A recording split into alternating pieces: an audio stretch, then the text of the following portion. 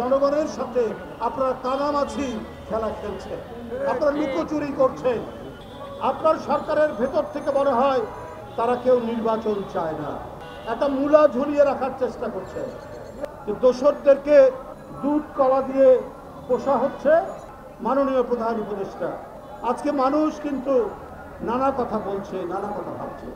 দোসরদেরকে দুধ কলা দিয়ে পোষা হচ্ছে এবং তারা হয়তো আপনার সরকারকে নানাভাবে বোঝাচ্ছে, বিএনপির বিরুদ্ধে আপনার সরকারকে নানাভাবে বোঝাচ্ছে, যেদেরকে বাড়তে দেওয়া যাবে না, এদেরকে নানাভাবে দমিয়ে রাখতে হবে। আপনার সরকারের ভেতর থেকে মনে হয় তারা কেউ নির্বাচন চায় না, একটা মূলা ঝুলিয়ে রাখার চেষ্টা করছে।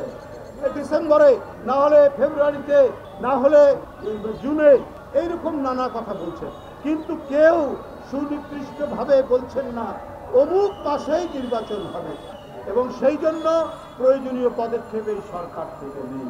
এটা অত্যন্ত সুস্পষ্ট। এই যে আপনার সরকারের টাল বাহানা নির্বাচন নিয়ে, আজকে দিনকে দিন কিন্তু দেশ তার যে শৌর্য, তার যে বীর্য, তার যে ৭১-এর যে অহংকার এবং ২৪-এর ৫ই আগস্টের যে অহংকার, সেই অহংকার মিলিয়ে মানুষের সবচাইতে বড় প্রত্যাশা বহুদলীয় বহুমাত্রিক গণতন্ত্র প্রতিষ্ঠা। এটা তো প্রতিষ্ঠা এখনো হয়নি, সেই সুযোগ অনেকে নেওয়ার চেষ্টা করছেন। আজকে মানবিক করিডোরের কথা বলছেন, এই মানবিক করিডোরও আপনাকে লুকিয়ে লুকিয়ে এটা বলতে হচ্ছে।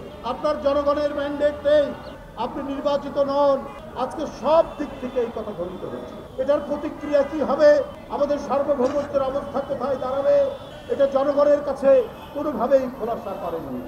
অনির্বাচিত সরকার অনেক গণবিরোধী সিদ্ধান্ত নেয়, কিন্তু আপনার সরকারের প্রতি প্রত্যেকটি গণতন্ত্রে অংশগ্রহণকারী রাজনৈতিক দল তারা সমর্থন দিয়েছে, কিন্তু সেই সমর্থনের মধ্যে আপনারা যে বলিয়ান হওয়ার কথা, সেই বলিয়ান আপনারা হতে পারেননি, কারণ জনগণের সাথে আপনারা কানামাছি খেলা খেলছেন, আপনারা লুকোচুরি করছেন। এই কানামাছি খেলতে গিয়ে জনগণের কাছে সন্দেহের মধ্যে আপনারা পড়ছেন।